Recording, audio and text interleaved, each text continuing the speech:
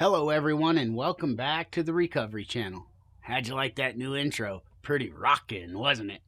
We thought it might be a little much, but we hope at this point in your program you're feeling a little bit more upbeat, and we wanted to take our vibe up a notch or three to mirror that. We hope you like it. This week, we're going to talk about what we call the Step 5 hangover. If you've already done your share, you might be experiencing it already. You probably thought you were done with hangovers when you got sober. And now we're telling you that recovery comes with hangovers too?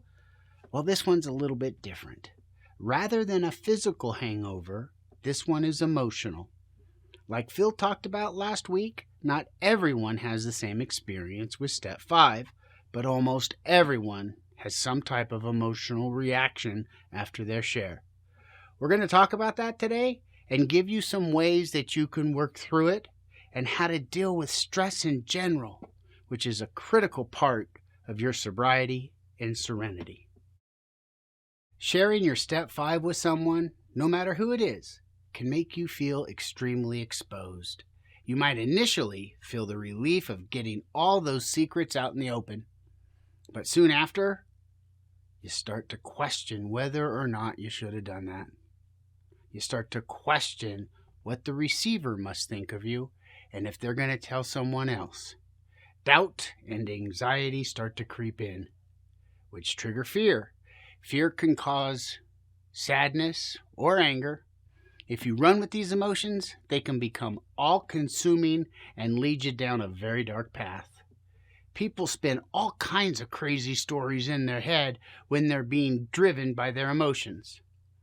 So we want to equip you with some coping skills today. Now, emotional hangovers are not necessarily a bad thing, and just about everyone has them throughout the course of their life. What is an emotional hangover exactly? It is defined as the lingering emotional impact from a particularly intense or overwhelming experience. They can occur after any intense event, positive or negative, such as a day at an amusement park, a breakup, witnessing a violent act, going to a wedding or a funeral, or I don't know, sharing all of your deepest hurts with somebody. The stress and anxiety that we have during these events release chemicals in our brain, a lot like the drugs do. When the high levels of these chemicals subsides, it leaves us feeling drained. We might have muscle tension or a headache, feel like we're in a fog, or experience guilt, shame, depression, or irritability. Sharing your Step 5 can be emotionally taxing. In many cases, we're reliving past experiences that we haven't consciously thought about in many years. Have you ever wondered why when you tell someone a story about the past, you start to get emotional? I mean, you're just telling a story, right? Your body is in the present, but for some reason your mind goes back to the past, not just to recount what happened, but you start to feel the way you felt when it happened. Why is that? Well, your brain files away these memories and it stores them. It puts a protective wrapper on them so you can function in your everyday life. But they're in there, complete with the emotions that you were having at the time. When you pull up the memory to talk about it, or if somebody says something that pokes at that memory, and all of a sudden we're feeling those emotions again. If we have memories based on traumatic events, they're especially intense, or they're getting poked at too much and we can't deal with the emotions that come up. That's basically PTSD.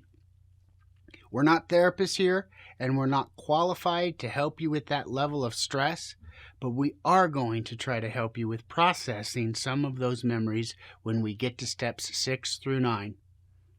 If we can intentionally and carefully unwrap these memories and do some processing around them, they start to lose their intensity and release their grip and stronghold on us. For now, though, let's get back to Step 5 and dealing with the emotional hangover. You can imagine all these memories stored away with their protective wrappers somewhere in the back of your mind. In Step 4, you tried to identify them. Then in step 5, you unwrapped them one at a time and told someone about them. You told your story. Doing that for just one memory can feel overwhelming. You did them all, not just one. That's a lot of intensity to deal with, all at once.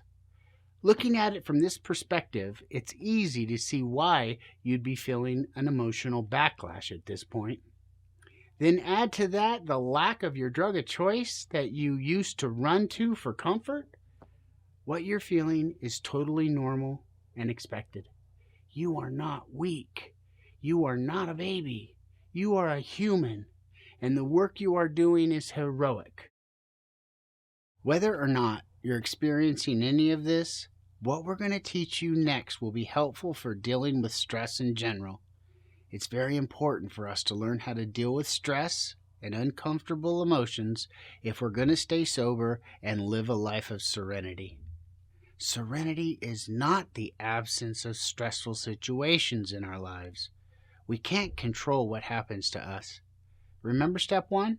We're powerless over pretty much everything. What we can control and the way we can maintain our serenity is in how we deal with stress. We do have a choice on whether we focus on the problem or the solution. We do have a choice in the perspective we take on any given situation.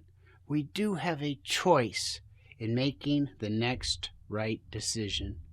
We can choose to fan the flames of our negative emotions and give them life, or we can choose to accept life on life's terms and focus on our spiritual well-being. The first step in dealing with our unpleasant emotions is to recognize that we're having them. We touched on mindfulness in week 15, specifically in checking in with ourselves and recognizing when we're having a strong emotion. Most of us don't take time to do this, and we're very good at ignoring or stuffing our emotions. A healthy emotional and spiritual life requires that we take good care of ourselves, and to do that, we need to recognize when we're feeling stress, anxiety, anger, fear, sadness, jealousy, or any other negative emotion. Check out the last few minutes of week 15 again for a refresher. Once you've identified that you're having an emotion, resist the temptation to immediately push it away. Letting it breathe a little actually helps it pass more quickly, and it's less likely to keep bubbling up. Acknowledge the feeling, and like we talk about in mindfulness, don't judge it, and don't judge yourself for having it. It just is. Accept it. Let it linger for a couple minutes without fanning the flames or dousing them out. Just examine the emotion as if you're analyzing it.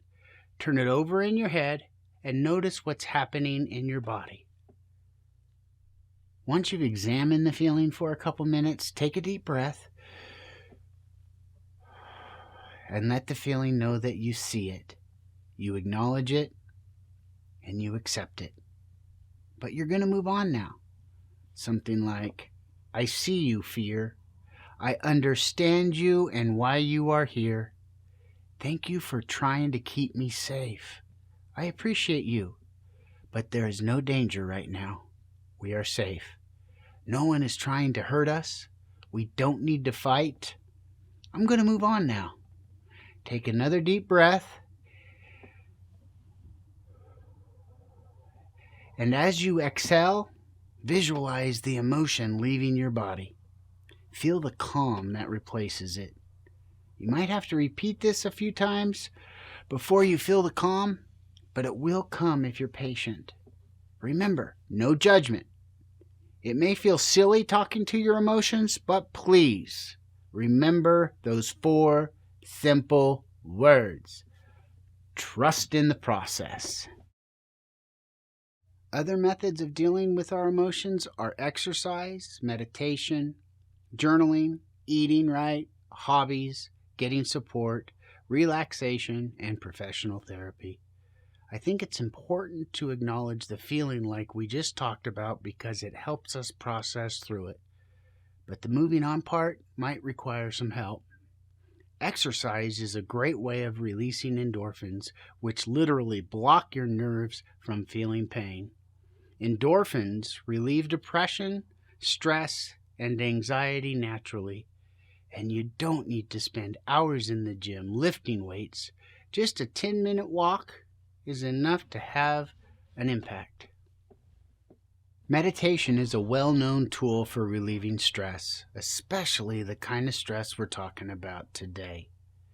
Check out the comments for more information on meditation resources. Journaling is another great tool for relieving stress while we process our emotions. A lot of people struggle with journaling, including me, but just take a few minutes to write down your thoughts. It can be very helpful. Eating healthy food, especially first thing in the morning, will do wonders for your state of mind in general. Talking to a trusted friend or your sponsor can help as well. But if you're an introvert, doing something relaxing on your own will likely be more calming than doing something social. Doing something fun is a great way to take your mind off of things for a while. Personally, I love playing sports. Anything you find enjoyable or relaxing will do. Treat yourself to a spa day. Go to a play or a concert, as long as those things aren't triggering for you. Go for a hike. Sit outside at a downtown restaurant and people watch. Go to a movie. Go for a long ride in the country or to the beach. It really doesn't matter what it is, just as long as it's healthy, not triggering, and will help you relax and take your mind off of things for a while. Finally, if your emotions are overwhelming you or the trauma you've suffered is just too much, seek out professional therapy. A good therapist can offer you a safe place to process your negative thoughts, prioritize self-care, and improve your self-esteem. It may take a bit of research and talking to a few different people to find the right person for you, but it's well worth the effort. If cost is an issue, look into whether or not your insurance will cover it, or find a therapist that charges on a sliding scale. Your homework this week is to try at least one of the things we talked about this week to take care of yourself. Extra credit if you do 3 or more. Remember, you get out of the program what you put into the program. Next week, Bill's going to get us started with step 6 with identifying our character defects. In the meantime, remember, recovery is possible today.